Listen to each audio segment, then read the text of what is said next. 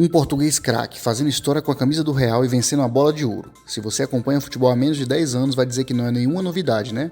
Provavelmente estamos falando do Robozão. Mas se você é da geração Enzo, sinto dizer, o futebol não começou com Cristiano e Messi não. Por isso vamos voltar um pouquinho no tempo hoje para falar de outro português craque de bola e ídolo de uma geração. Meu nome é Diego Silveira e aqui a gente fala de futebol para quem ama futebol. E se teve um jogador que lá nos anos 90 e 2000 foi capaz de provocar grandes reações de amor e ódio, foi esse nosso convidado de hoje. Então já deixa o like aí para não esquecer e vem comigo ver que assim jogava Luiz Felipe Figo.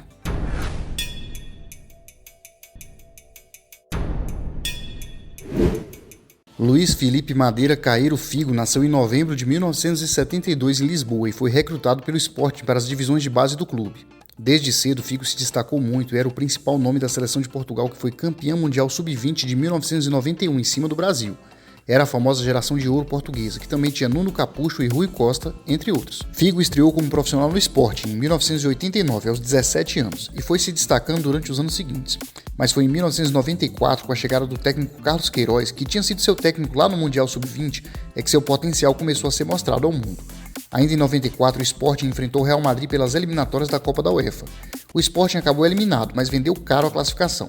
Perdeu por 1-0 na Espanha, mas venceu por 2-1 em Portugal, com 3 bolas na trave e muito destaque para o jovem Luiz Figo, que fez excelentes partidas e chamou a atenção de toda a Europa. Dali em diante, o Sporting cresceu de produção e chegou a liderar o campeonato português, mas questões extracampo prejudicaram o time, e uma delas foi quando Figo não quis renovar seu contrato e foi alvo de protesto por parte da torcida dos Leões.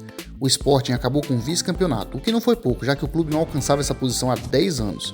Por fim, com destaque para sua jovem estrela, o time venceu naquela temporada a Taça de Portugal, em junho de 95, encerrando um jejum de 13 anos sem títulos. Ao fim da temporada 94-95, Figo encerrou sua passagem pelo Sporting e acertou sua transferência para o poderoso campeonato italiano.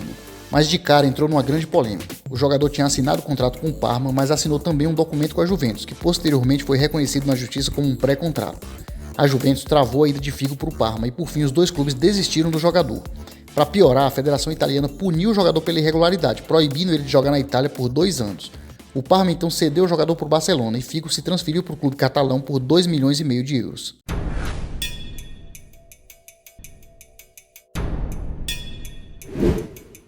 Figo chegou ao Barcelona como uma estrela em ascensão. O Barça, àquela altura, já era considerado um dos clubes mais fortes do mundo, mas na temporada 95-96 vivia uma fase de transição de elenco. Figo caiu bem na equipe comandada pelo lendário Johan Cruyff, mas a equipe não venceu títulos naquela temporada e o insucesso em todas as competições marcou o fim da passagem de Cruyff como técnico da equipe catalã.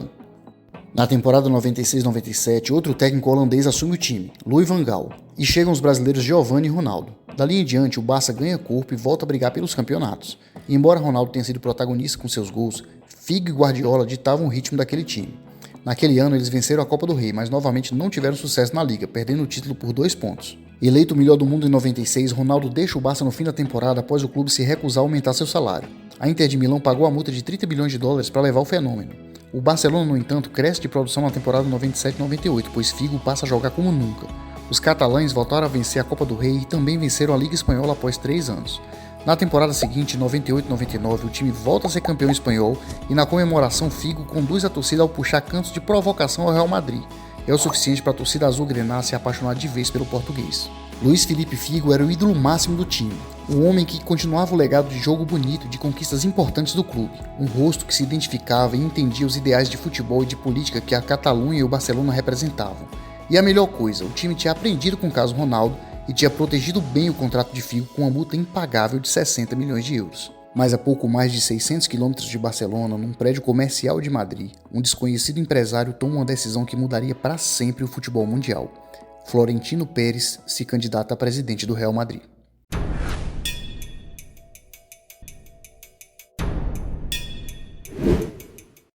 Em meados do ano 2000, o empresário Florentino Pérez resolveu se candidatar à presidência do Real Madrid, concorrendo contra o então presidente Lorenzo Sanz, que tinha vencido 2 Champions em 3 anos. E para vencer, Florentino prometeu os melhores jogadores do mundo e prometeu levar o Madrid a um patamar jamais visto no futebol mundial. E o primeiro nome desse esquadrão já tinha vazado na imprensa: o ídolo do rival Barcelona, Luiz Felipe Figo. Após meses de incerteza e especulações na imprensa, Figo deu uma entrevista contundente negando que fosse sair do Barça e dizendo que aquele era o ponto final nessa história. A torcida catalã então acredita e confia no seu grande ídolo. Mas faltando 5 dias para a eleição do Real, Florentino Pérez dá a bombástica declaração. Abre aspas. Se eu for eleito presidente, Figo vai jogar no Real Madrid na próxima época. Se ele não vier, comprometo-me a pagar todas as cotas de sócio do Real Madrid na próxima época. Fecha aspas. O problema é que além da negativa do jogador, ainda existia a estratosférica multa de 60 milhões de euros, algo impensável para o futebol da época. Basicamente, era impossível que Florentino cumprisse sua promessa. Mas a torcida do Madrid sonhou com Figo e elegeu Florentino Pérez presidente do Real Madrid. E para surpresa de muitos, mas não de todos, Florentino pagou inacreditáveis 60 milhões de euros mais comissões para tirar do rival seu maior ídolo e um dos melhores jogadores do mundo. Luís Felipe Figo se transferiu para o Real Madrid e se tornou o primeiro dos galácticos. Essa transação teve tamanho impacto no futebol mundial que mudou para sempre os valores de contratos, salários e multas dos jogadores de ponta. E o futebol, enquanto negócio milionário, entrou em uma nova era a partir daí.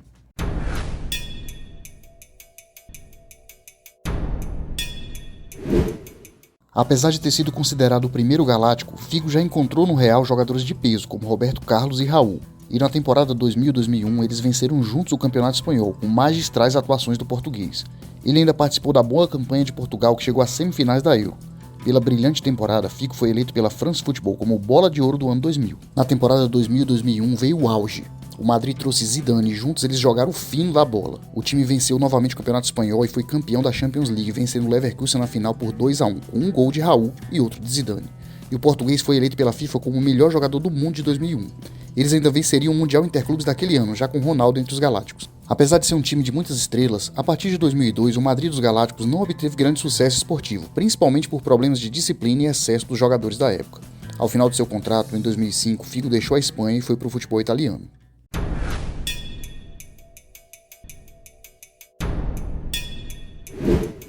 Cobiçado anos antes por Juventus e Parma, Figo finalmente chegou à Itália em 2005, contratado pela Inter de Milão, que era treinada pelo seu ex-técnico e compatriota José Mourinho. Figo caiu como uma luva naquele forte time que tinha Júlio César, Zanetti, Verón e Recoba.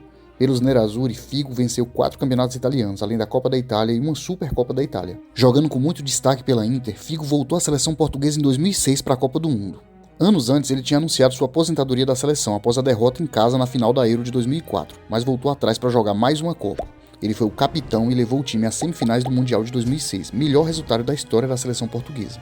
Em 31 de maio de 2009, Figo recebeu a braçadeira de capitão da Inter das mãos de Zanetti para jogar e ser homenageado na última partida da sua carreira. O príncipe português encerrava ali a sua maravilhosa trajetória como jogador profissional de futebol. Luís Felipe Figo jogava como meia, mas seu forte mesmo era jogar como ponta direita. Numa época de grandes centroavantes como Ronaldo, Batistuta e Henry, Figo praticamente trouxe de volta a importância dos pontas ao futebol moderno. Era capaz de gerar desequilíbrio nas costas do lateral e comprometer toda a defesa adversária, especialmente numa época em que era raro um jogador fazer essa função. As linhas de 4 da época sofriam a enfrentar um ponta extremamente habilidoso, capaz de driblar muito bem e que sabia trabalhar a bola de forma brilhante. 657 jogos oficiais, 122 gols, 191 assistências, 127 convocações para sua seleção. Campeão da Copa de Portugal, campeão da Copa da Itália, bicampeão da Copa da Espanha, tetracampeão espanhol, tetracampeão italiano, campeão da Champions League, campeão mundial de clubes, vencedor da Bola de Ouro do ano 2000 e eleito o melhor jogador do mundo de 2001 pela FIFA. Esse foi o galáctico Luís Felipe Figo, um jogador amado e odiado intensamente, mas que foi admirado pelo seu enorme futebol por onde passou. Hoje a gente vai ficando por aqui. Se você gostou do vídeo, já se inscreve no canal. E eu vou sugerir que você veja também o vídeo do Platini, que vai aparecer aí no card final para conhecer um pouco do lendário gênio francês. E se possível, deixa o like, sugere aí nos comentários que jogador histórico, que partida épica ou que história inesquecível você gostaria de ver por aqui. Valeu!